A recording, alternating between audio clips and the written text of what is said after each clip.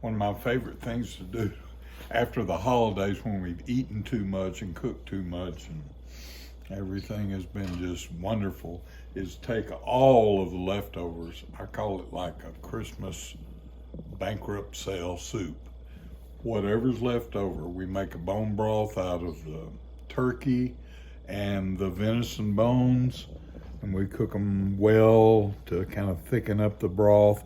And then we add the potatoes and the corn off the cob and peas, sweet potatoes, onions, whatever is left out of all the things, cornbread, corn, and the meat, of course, and make a leftover soup, and it's wonderful. Really good stuff. So excuse me if I imbibe.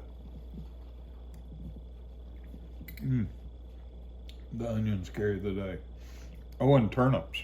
Yeah, turnips are great.